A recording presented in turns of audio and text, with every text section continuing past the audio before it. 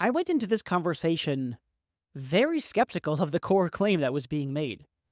The core claim is this, that sexual assault that occurs online can be as morally egregious as direct physical contact, as direct physical assault, including rape. How could that possibly be? How could it be the case that what happens online could be as morally weighty as actual sexual assault?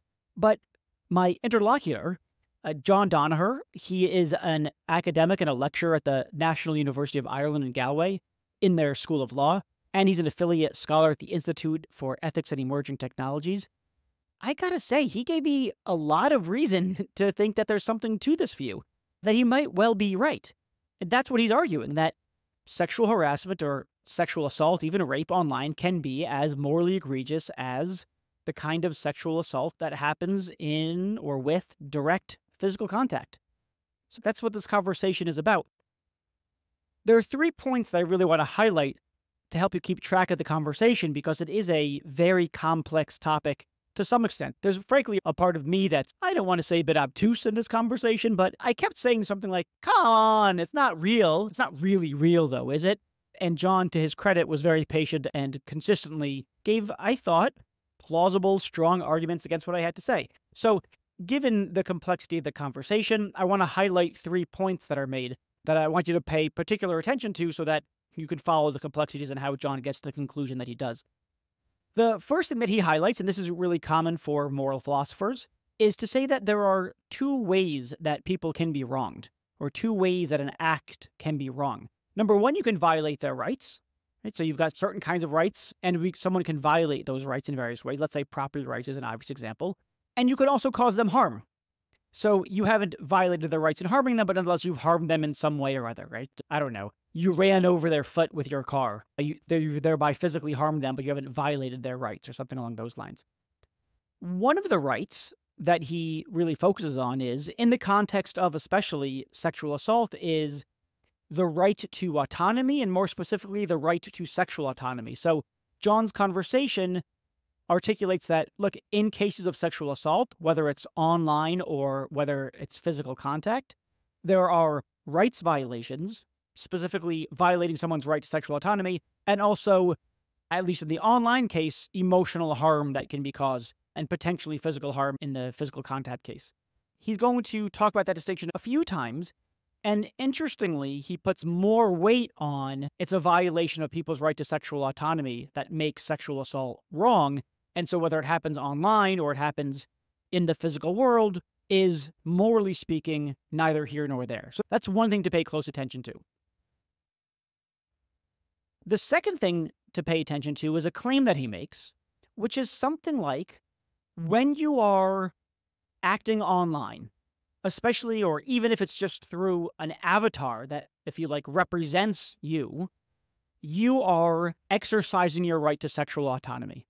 One way that I can see my way into this is that when you're engaged in certain kinds of activities willfully, intentionally online as sexual activities, they really are sexual activities. If that's right, if you can engage in sexual activity online, then presumably you are exercising your right to sexual autonomy online. And if you can exercise your right to sexual autonomy online, why not think that it can also be violated online? So that's another big thought to really focus in on. And then, of course, the other third issue to think about is that avatar really you? It represents you. People identify with those avatars. But is this too much of an identification? Is this too much emotional investment in an avatar? And this is another kind of thing that we talk about, which really raises the issue about things like, is it real or is it not real? Should we not call online engagements real when it has to do with, say, sexual assault? But then again, why not? After all, we engage in real conversations online. We engage in real financial transactions. So why aren't these real sexual activities? So there's this interesting issue about what constitutes the real throughout the discussion. So those are the three things that I want you to really focus on or to really track as this conversation goes on. All right, so if you don't know where you are, by the way, my name is Reed Blackman, and this podcast is Ethical Machines. If you like it, and I hope you do, please subscribe to it share it with your friends, write a review, do all the things that one is supposed to do in this day and age with podcasts and the like. All right, let's get to it.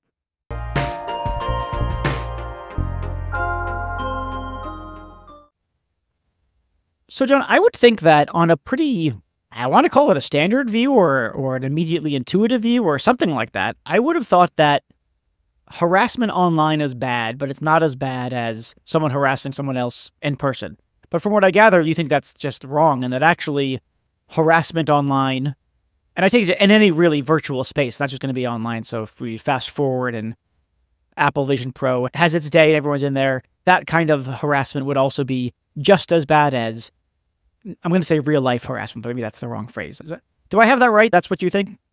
Yeah. So specifically, we're talking here about sexual harassment or sexual interactions online, as opposed to harassment more generally, which could include a variety of kind of bullying type behaviors. I think there's probably the same argument holds in those cases as well. It's just that the phenomenon that I'm most interested in is unwanted sexual interactions and sexual harassment in virtual spaces. But yeah, and I think that can be, morally speaking, as weighty or as harmful or as bad as the equivalent type of behavior in direct physical contact with other people. What's the argument for that? Because obviously, I'm going to call it the standard view, even though I have no evidence for thinking it's the standard view. But the standard view, I take it, would be something like, no, physical contact is a lot worse. Getting physically assaulted is a lot worse than getting virtually assaulted. Words hurt, but not as bad as fists and hands and other parts of the body. So what's the argument for thinking that it's just as bad? Yeah, so I think you have to be clear about exactly what you're talking about and what phenomenon you're talking about. We can use the language of real or not real or virtual versus real if you want, although I think that is not particularly useful linguistically for reasons to come back to. But generally speaking, why I think it's wrong, in moral philosophy, I guess there's two main ways in which something can be wrong. It can violate somebody's rights, an action can violate somebody's rights, or it can cause them harm in some sense. So the phenomenon that I'm interested in, unwanted sexual interactions in a virtual space, I think violates people's rights, specifically their right to sexual autonomy, and it can cause or has the potential to cause them serious harm. Now, for the most part, it's not physical harm, which we can come back to in a minute. There are possible ways in the future in which it could be physical harm, depending on the kind of technology that's used, but it's primarily psychological harm that is caused through these environments. Do you mean something like, just if I don't want to put too much color on this, but to add a little bit more color, do you mean something like, I don't know, someone has an Instagram feed or a TikTok feed or something, and there's sexually explicit content, like I'm going to do this to you, I'm going to do that to you. Is that the kind of thing that you have in mind as the sort of sexual harassment? Harassment is one kind of class of behavior. Like the thing I'm primarily interested in is people trying to represent actual sexual actions, I should say, in a virtual space. It's probably better to give specific illustrations of the phenomenon, even if, as you say, this might add color to the discussion. That's okay. Look, this goes back a very long way, I should say, in the history of the internet. One of the first examples of so-called virtual rape or virtual sexual assault comes from a game from the late 1980s and early 90s called Lambda Mu, which was actually just like a text-based virtual environment. So people created text-based avatars and they interacted with one another in this sort of free-form text-based environment. So there's no visual representations of the characters in that form. And there was a journalist in the early 90s called Julian Dibble who wrote a book about this subsequently called A Rape in Cyberspace, which is about what he thought was the first instance of virtual rape or virtual sexual assault, where essentially what happened is somebody created a virus to take over another person's character in Lambda Mu and depicts them engaging in a variety of sexual interactions that this character didn't want. The character here is like an avatar. Sure. It's like a chat room, but with a bit more structure to it. Here's what's going on in the virtual world, or it's representing the world, but not visually, but with text. Yes. And then is there like a kind of narrator? Barbara does this. I can't remember the exact details of it. As far as I recall, it's just the characters describing actions and interacting with one another in that space. There probably were moderators or mods within these spaces. I can't recall Sure, the sure, yeah, specific yeah. details. The interesting thing about Julian Dibble was that he interviewed the real person behind the avatar that was raped or assaulted, and Yeah. described how traumatic the whole experience was, because they really identified with that character and they viewed the character as like an extension of them in this virtual Right. space. Now, Yeah. Lambda Mu is a very primitive technological example of this. There are gradations in it since then. Some listeners might be familiar with or remember something called Second Life, which was this virtual world in the early 2000s, which had more visual representations, a free-form, open-ended virtual space. People could create communities, different environments and contexts online. And again, there were certain sub-communities that engaged in lots of wanted sexual activity through their characters, but then there were documented instances of people having other characters perform sexual acts to them, or what looked like or represented sexual acts to them that they didn't want. And there was actually a famous incident where the Belgian police actually opened an investigation into Second Life. Now, no charges were taken on foot of this. This is back in 2007, but it attracted enough notoriety to be documented in kind of news media back then. And then fast forwarding a few more, kind of a decade or so, to the mid to late 2010s, when you have immersive virtual reality. Immersive virtual reality has been around for a long time as a basic concept or idea, and there have been technological versions of it for a long time. I'm aware of that. But as a more mainstream phenomenon, sort of from 2015, 2016 onwards, with the various other devices that are out there, there have been a variety of people talking about how they've been playing games or in virtual spaces where they have experienced unwanted sexual activity. I just mentioned two examples that I think are indicative of the kind of phenomenon I'm interested in. One was in a virtual archery game called Quiver, where there's a journalist.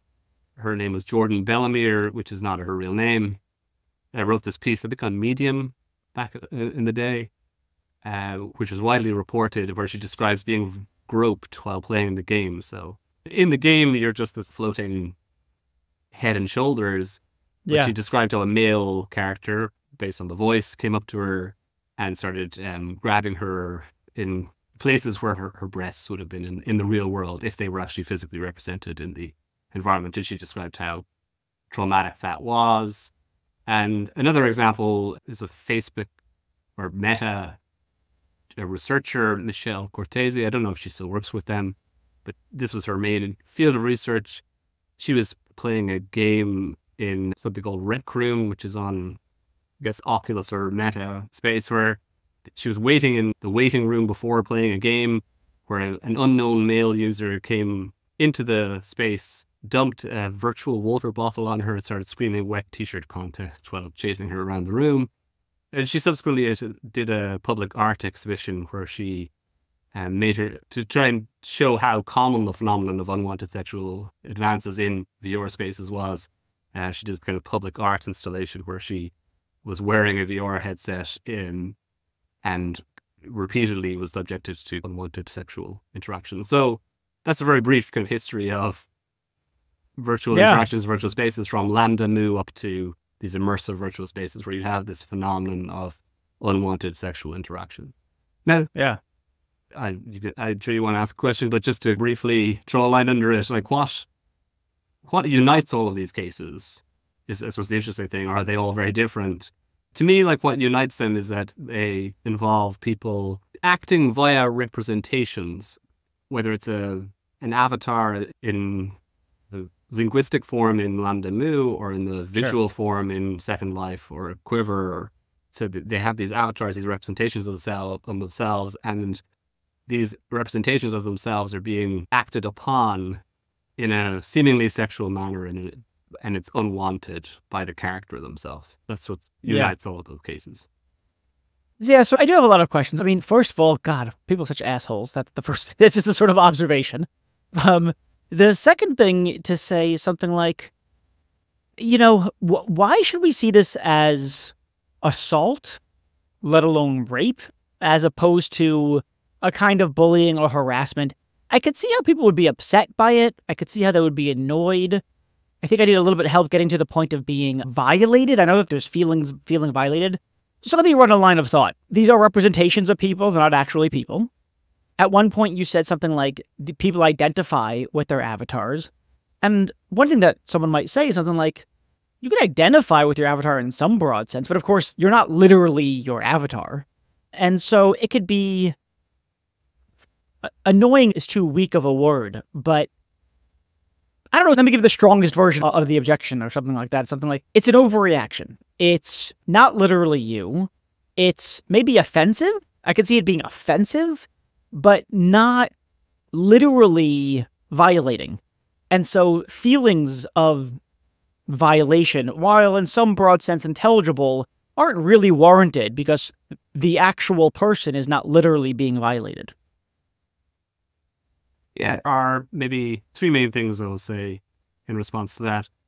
One is that I don't know how plausible that line of defense is in the modern era. I think if you were asking this question 30 years ago, the idea that there is some separation or distinction between people and their virtual representations might have been more intuitively compelling.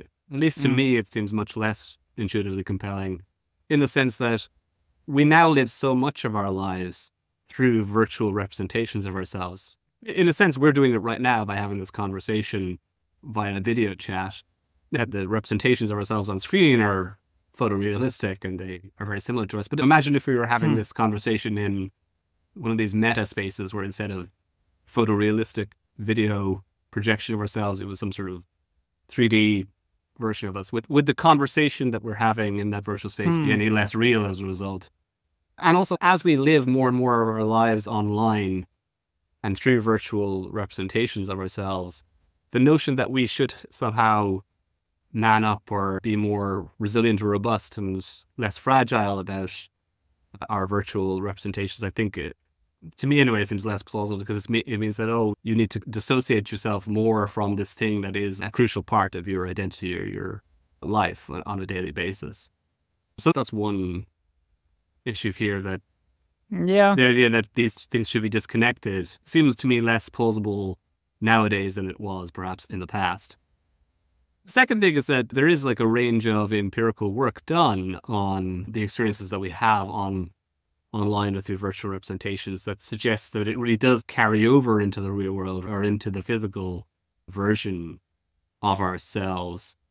So there's a whole subgenre of things called the pit studies. These are virtual spaces in which you're suspended over the Grand Canyon or something like this. And it feels like you might actually really fall off, and there are real kind of stress responses, real anxiety that are experienced as a result of that. And there are various variations on that experimental paradigm, which show this sort of real physiological response to that, which is roughly equivalent to what you would experience in the real world. So let me ask you more questions about the sort of distinction between the representation of us and us.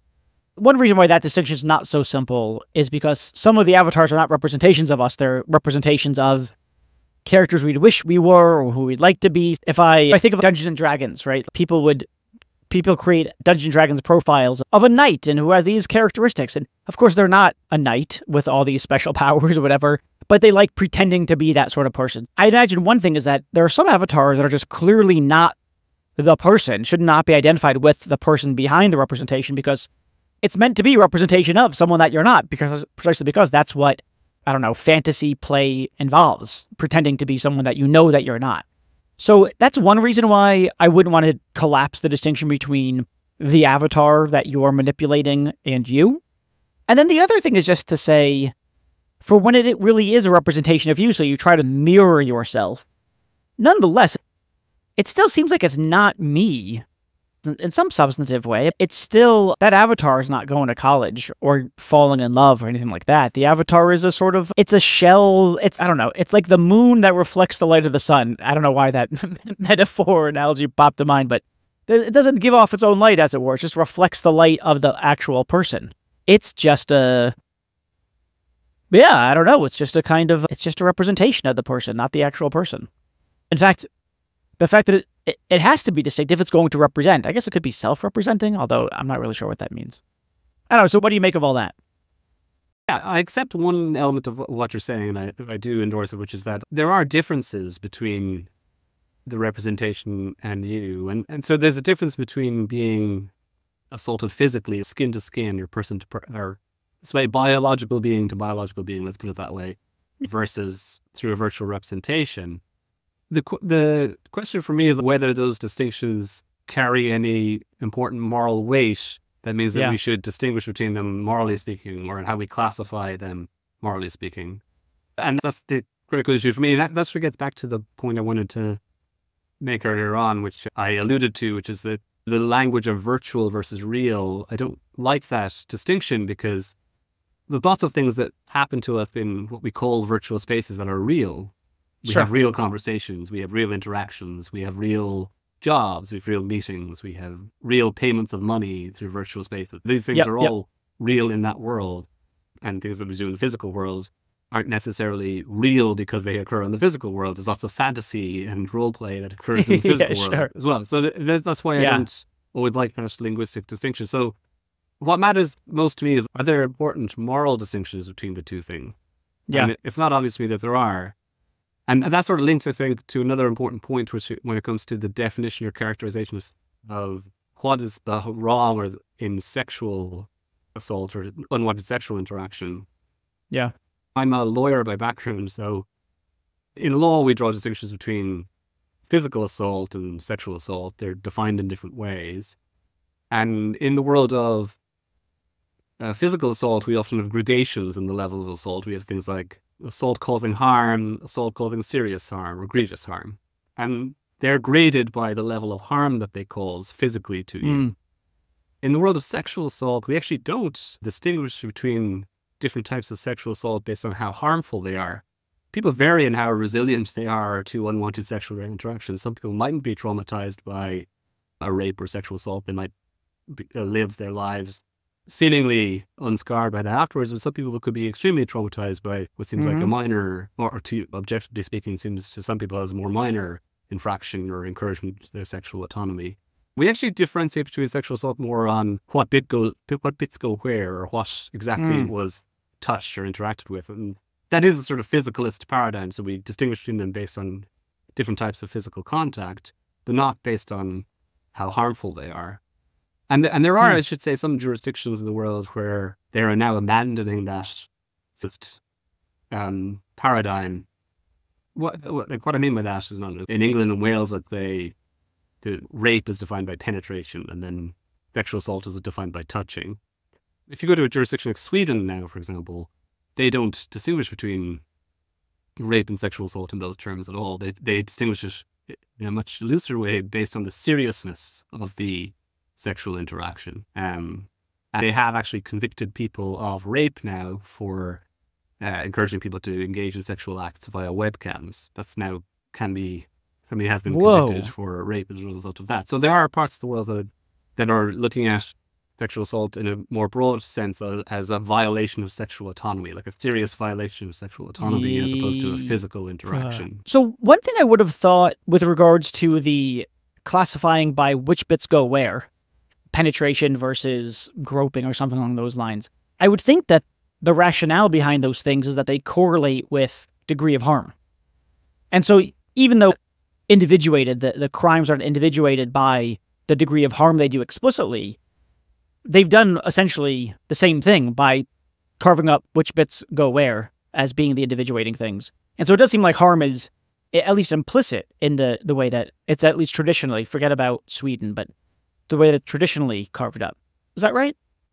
So again, it would probably be in terms of like, it might be some loose correlation with physical harm as a background. I'm not entirely sure it's harm per se. It's probably like degree of physical violation or something like this. It's probably the notion that's operative in the background. Without getting into it, like offenses of sexual assault have a very complicated history, and for a long period of time, they weren't actually defined in terms of violations of sexual autonomy. They're defined more by violations of kind of male interests in female bodies, like kind of property right type thing. And there was no offense of marital rape in the sense that it was thought that couldn't happen. There couldn't be a violation in that context. Could you say something more about the right to sexual autonomy being the thing that's violated? Because intuitively, I would have thought, and this is due to ignorance, naivete, whatever you want to call it, I would have thought that the crime in, say, rape is not a kind of the undermining of the person's autonomy. That sounds very abstract. I would think it's like physical and emotional harm being visited upon the person.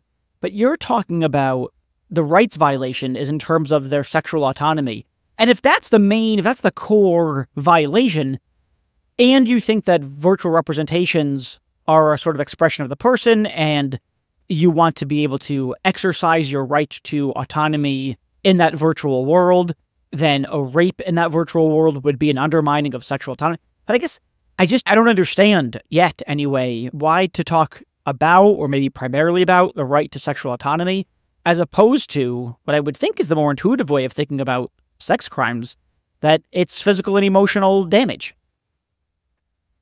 I can't speak for every jurisdiction in the world, but the legal jurisdictions that I'm most familiar with, kind of Anglo-American paradigm, don't define or haven't ever classified sexual assault based on harmfulness explicitly. Maybe, as you say, maybe intuitively in the background, there's something there in terms of the kind of physical intrusion or penetration that is correlated or linked to harmfulness.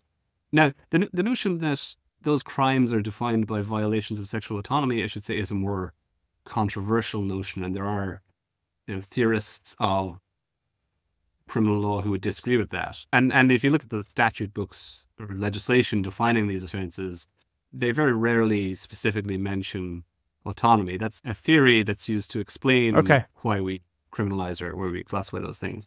Now, I think that's the paradigm that we've moved into in the latter part of the 20th century and the early 21st century. And part of that is because the notion of consent has become central to how many sexual assaults are defined, that they're basically defined as unwanted sexual penetration, unconsented to sexual penetration or unconsented to sexual touching. But that wasn't always the case, to be very clear. Right. So maybe the rationale, this is obviously off the cuff, but I imagine that the rationale could be something like, listen, there are certain kinds of sexual acts that could be identical between two cases, completely identical between two cases. But in one case, you've got consent. In the other case, you don't have consent. And so you can't read off, as it were, from the physical acts that occur, whether physical and emotional damage has occurred. It's not, if you like, just bodies in motion, but it's certain kinds of the mental states that are involved in that, including prominently consent or withdrawal of consent or lack of consent or refusal or something along those lines. And so if that's what makes the difference between a bodily activity or a series of bodily activities being a rape versus perfectly fine sex, then it must be that the thing that's wronged is something like a person's right to give or withdraw consent. And so it's an issue of autonomy as opposed to bodies in motion in the wrong sort of way, whatever that would amount to. Yeah, you expressed it pretty well there. So, yeah, you can, since sexual activity, sexual intercourse, sexual touching is often part of a well-lived life and people enjoy those activities, it can't be the physical interactions themselves that is the wrong-making property. It has to be something else. And again, we've moved into a paradigm where it's violations of autonomy and the absence of consent that is the distinguishing feature. And historically, that might have been the case. No, that's fine. But that's actually very interesting because I think I was thinking of sexual assault as a subcategory of assault. And then I think of assault as something like bodies slamming into other bodies, like a fist slamming into a face. And so then I think my mental model of sexual assault was along those lines. But no, that's really interesting. It's not just bodies in motion. Yeah. Though, is that right? It's not. Maybe that's not a good argument. Here's another thought. There's people who punch each other in the face, and you could consent to that, or you might not, right? But I don't think that the problem with punching someone in the face, let's say unprovoked, would be that I didn't get their consent to punch them in the face. It would be that I did them damage. No?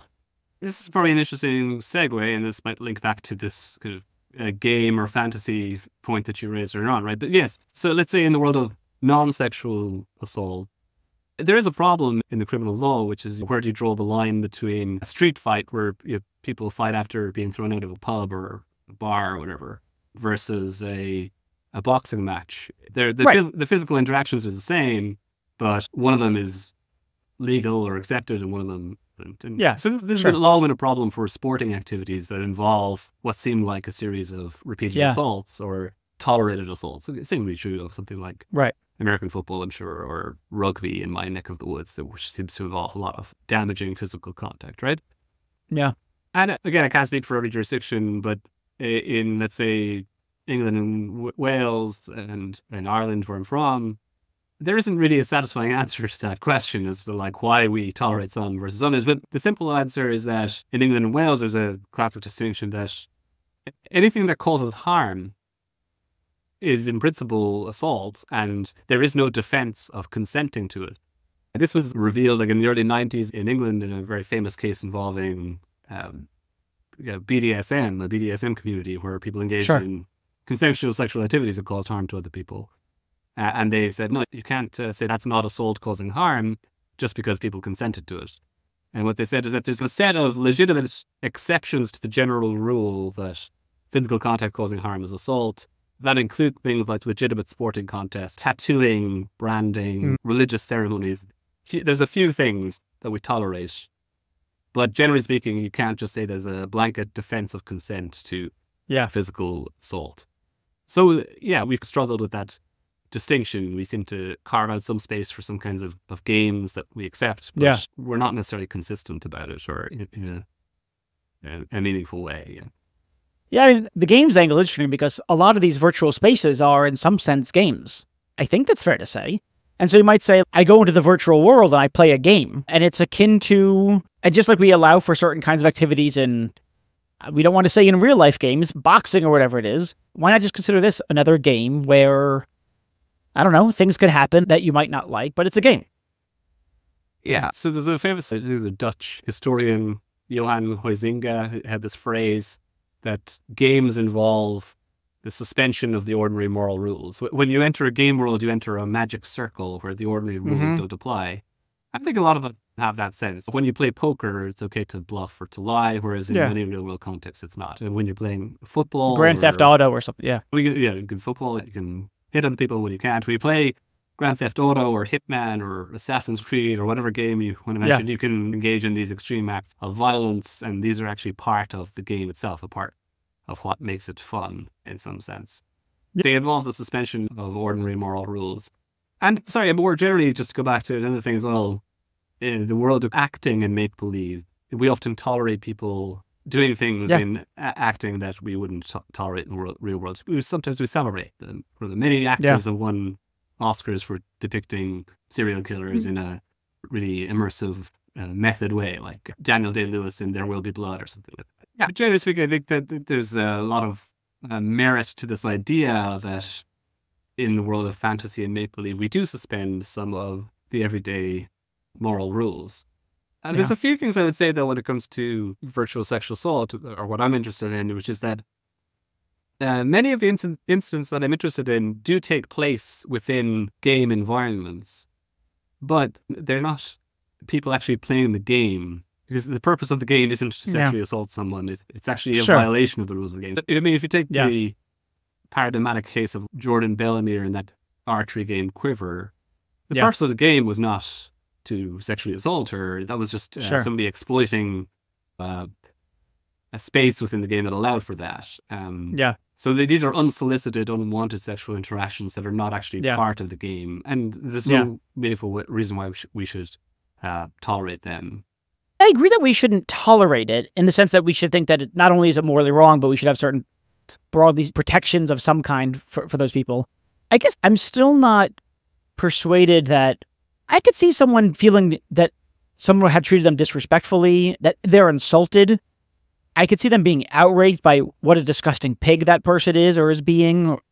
But I guess I'm still, even though I'm not generally allergic to the idea of thinking that ourselves are more than just what's contained within the walls of our body or something like that, it doesn't strike me as crazy to say, look, if you think you've been raped, you're overreacting.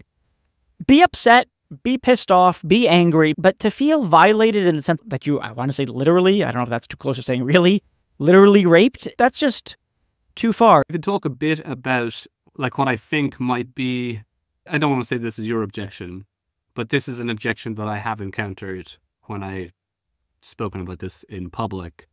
And I refer to it as, in some of my writings, as the kind of unrestricted consent objection. Maybe that's not a fair label, but it's the idea that, okay, look, there's two things. Number one is that we know this kind of stuff happens in these virtual spaces. And so if you enter into these game environments, you have to tolerate it and expect it to some extent. And just to be clear, that there is some evidence to suggest that game players do expect it. Lucy Sparrow, she used to be a PhD student. She may well have finished her PhD, but this is research she did while a PhD student of game players in multiplayer online environments, said that they routinely expect to be harassed, sometimes sexually harassed in these multiplayer environments. Just part of the everyday experience. And they have a sort of toleration built up or resilience to it as a result of that constant expectation. Sure. And the second thing that might be linked to this is that, again, it's relatively easy to disconnect or withdraw yourself from the virtual environment. So, if you're being harassed, you can just take off the headset, you can switch off the computer. It's easy to absent yourself from that space. So in that sense, it's not as serious or meaningful. So I think there's a danger with that kind of objection. And I suppose there's two things that I would say about it. One is that, and this is a pejorative way of putting it, it's like a virtual equivalent of the you were asking for it type of defense, which is sometimes applied in real world cases of sexual assault and rape. Is that, well, that's what the first one sounds like. You went into that space, you knew that was going to happen. You knew what you were going to get. Tough luck. And I don't buy that idea. The problem there is that it's placing the onus on the victim of sexual assaults to absent themselves as opposed to the people who are perpetrating it. And I think that's problematic here. More generally as well, though, I think it's not actually fair, let's say on the withdrawal from the space, it's not fair to expect people to be able to easily withdraw from unwanted virtual sexual interaction or to demand it of them. There's a well-known phenomenon in cases of real-world sexual assault, let's say physical sexual assault, where victims freeze, they find themselves unable to do anything. And several of the people who have experienced unwanted sexual interaction in virtual spaces have reported a very similar experience. So one of the people I mentioned earlier on, Michelle Cortese from Facebook Research or Meta Research, she talks about this phenomenon a lot, how she felt frozen when people were engaging in unwanted sexual actions towards her, which meant she couldn't just withdraw or take off the headset or whatever, and became more exposed to it. So I think that, at least in the way in which I phrased the objection, which I accept mightn't be the way in which you phrased the objection, I think that kind of logic is problematic. There's a lot of things to say here. I'm on board with the sort of you knew what you were getting into bit. It's not legit just because you wore what you wore, you walked down the alley that you did. You're not invited to getting raped. It could be the case that you should have known better, but it's not the case that mitigates the wrongness of what's done. So I think I'm on board with you on that. I'm a little bit less on board with the cases, the idea that you can turn it off. Yes, there are going to be cases where people freeze. That strikes me as probably the exception to the rule. It also seems like it's just true that you could literally just turn it off. I don't know what that exit means. Like, I'm trying to think of if someone's in real life, biological life, I don't know what you want to call it, and they've got a button in their hand that if they push it, it's like clicking, they've got Dorothy shoes, right? So they find themselves in a situation in which they either are or soon will be assaulted. They could click their heels together 3 times and they magically go home. The fact that that doesn't exist, the truth is I don't even know where I'm going with this. I guess it doesn't, if they don't click, it doesn't make it the case that what was done to them is thereby rendered acceptable. Okay, so I guess I've talked myself into agreeing with you on this point. The last thing that I want to say then, or at least for now anyway, is I don't know how to say this except to say, and maybe I'm just getting repetitious, except to say, it's not you. It's just not you. Be offended, be disgusted, but I don't know, it almost feels to me like a kind of confusion between what's you and what's not you, between what's you and what's something that you care about, right? You can care about lots of things and be deeply upset that someone messed up something that you care about without thinking that it's you.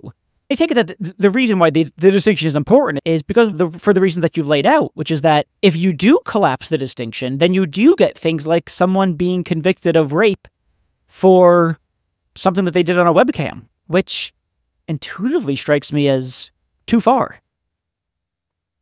I think. I'm sorry. I'll say one last thing. The last thing is there's a way, and I don't think this is your argument, but I think something that flirts with this, which is something like people react in ways that they would act if they were violated in real life.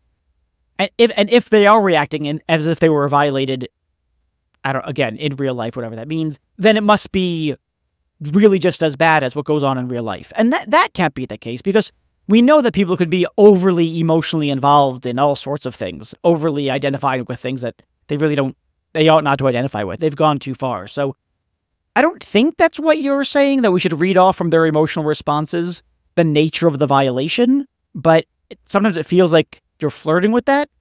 But clarify that, please. Yeah, so the argument I'm making, again, to go full circle, is linked to what makes an action wrong. It violates somebody's rights, specifically the right to sexual autonomy in this instance. And the other thing I say is that it has the potential to cause serious harm.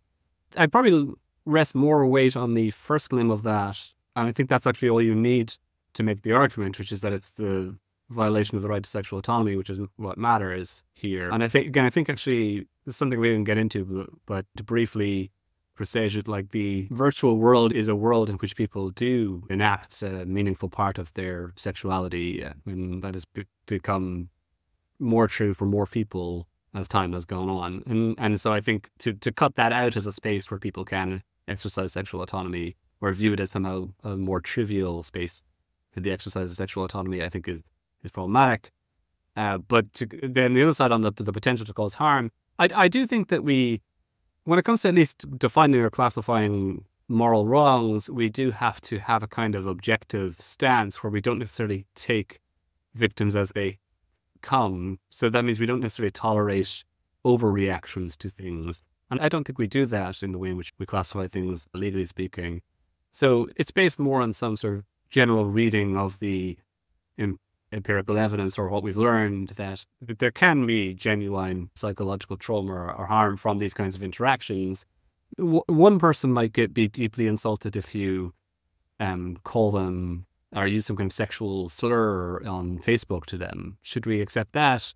Maybe not. If you're in an immersive virtual reality space and somebody enacts a kind of physical groping or assault of you, it seems credible to treat that as a level up from somebody using a sexual slur in a Facebook chat or something like this.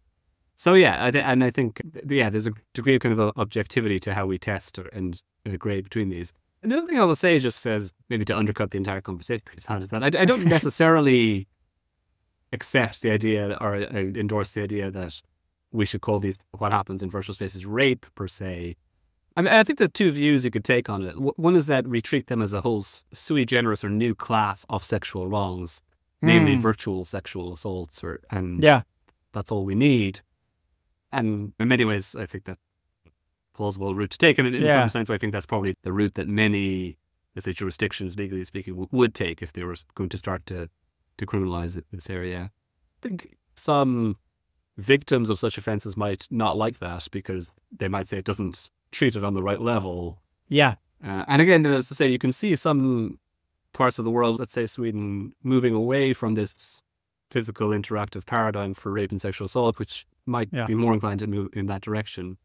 And just because something seems obtuse or not consistent with our moral conception right now doesn't mean that historically we won't look back and say, yes, of course we should have been treating these things seriously, because that frequently happens. That things that seem inoffensive to us or not as obviously problematic to us, to future generations seem like problems. This is a well documented phenomenon in the history of moral beliefs and practices. Yeah. Oh, so let me see if I have all this right. This is going to exclude the last thing that you said. Maybe this should be its own category of wrong, which is a very interesting suggestion. But okay, so again, it's something like, look, there's, roughly speaking, or there's two broad ways things get to be wrong, or an action gets to be wrong. It could be a rights violation, or it could be visiting harm upon someone, physical or emotional. And it sounds like you want to put the bulk of the weight for certain kinds, for sexual assault, on the former. That is to say, it's primarily a rights violation. What is it? It's the right to sexual autonomy. Okay, so let's grant that violating the right to sexual autonomy makes it the case that you're wronging someone when you sexually assault them. And then you say, and look, when you've got a representation of yourself in the world, that is a way of exercising your own autonomy, something along those lines. A subcategory, of course, of autonomy is sexual autonomy. And so someone assaulting you in the virtual world is undermining your exercising, something like that, undermining your right to sexual autonomy. Do I have that right so far? And so we don't really need to focus on, are they overreacting? Are they underreacting? How do they feel? Were they frozen? Blah, blah, blah, blah. It's just, this is a way of exercising your right to autonomy, specifically your right to sexual autonomy, and it gets undermined in a virtual space.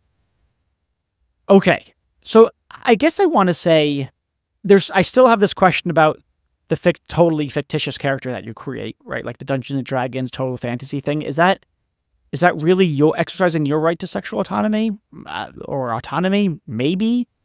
That I want to do is I want to manifest like a dialogue that's in my head, or I want to make explicit a dialogue that I have in my head. Totally fiction. I picture a kid, teenager, always on his computer, engaging in sexual relationships on the computer, and I picture the parents saying something like, go out and go on actual dates with actual people and have actual sex. They're very liberated parents and they can talk about these things with their kid and and then the kids say, but mom, I have a very active sex life. And them saying, no, you don't. That's not a real sex life. I find myself sympathetic with the parents in that sort of imagined scenario, but I guess you think no, the kid is right. The kid is right in that scenario. They do have an active sex life. It's not impoverished or anything, something like that. Yeah, again, this sort of raises worms about what qualifies as a sexual activity. And these are things that people have debated for a long time, which I'm not going to get into. I think an analogy I might draw is, are your online friends real friends or not? Again, yeah. I think it might be a generational thing, but I'm not sure what age you are. But I'm probably like in a transitional generation. So I'm not too far behind you. I'm in that transitional age where I remember pre-internet life, but I haven't lived my entire life online, and so I can remember those days.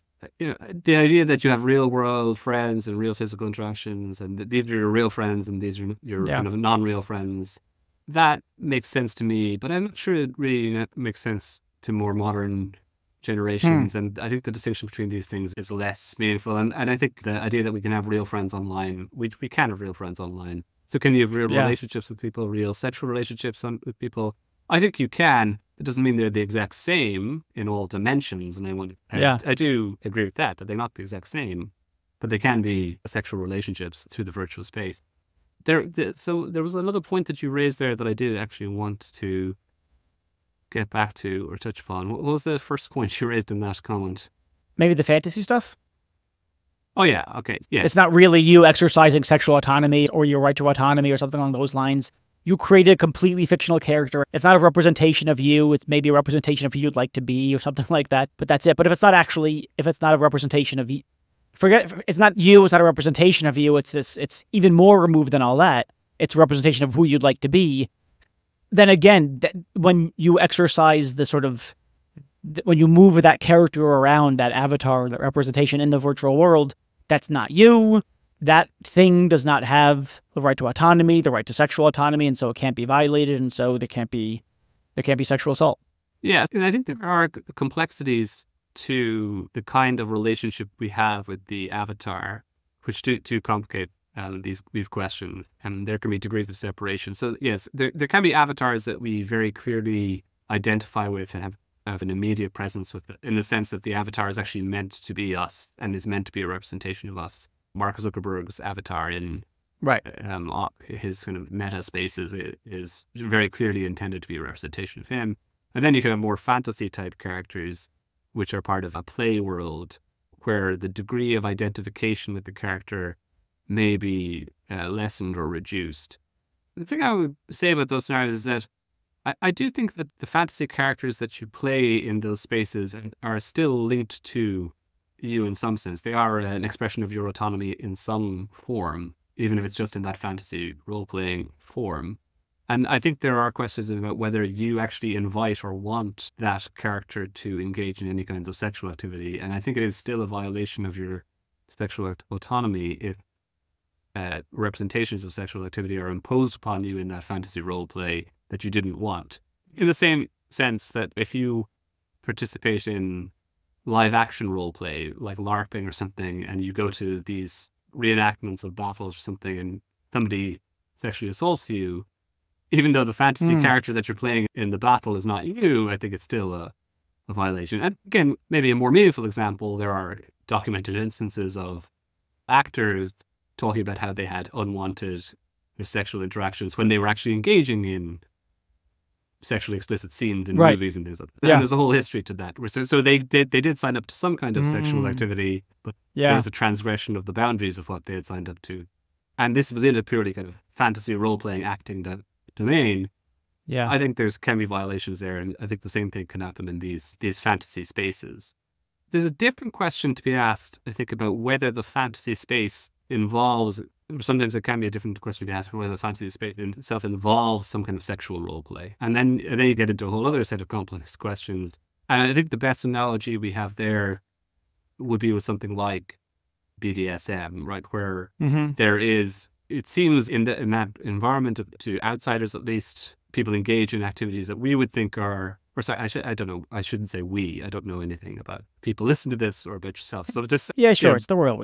People who don't engage in that community don't view those activities as, they seem like ethical violations from the outside, but we presume that people sign up to them or accept them or something. But even within those kinds of sexual role play, sexual fantasy, there are usually limits, and there are ethical guidelines to what is acceptable based on safe words and things like this. You sign up for a certain amount of stuff, but not other stuff. And if you go beyond that stuff, that's when the problems arise. And so I think a similar thing could arise in sexual role play in virtual spaces. That there's a certain amount of stuff you sign up to, but none of the stuff.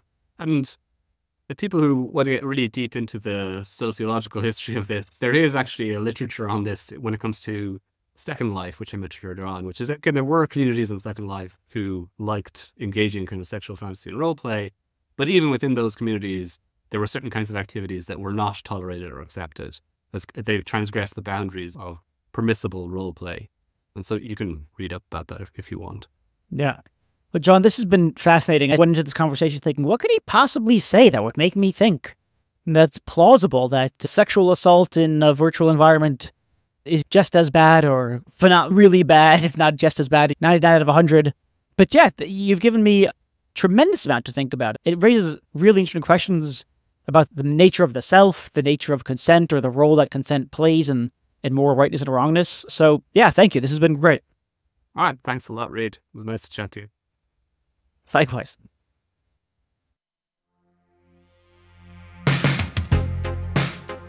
Thanks so much, everyone, for listening. And now let me thank the people who have made this podcast possible. So first of all, we have Delano Alexander. He's been with me since day one.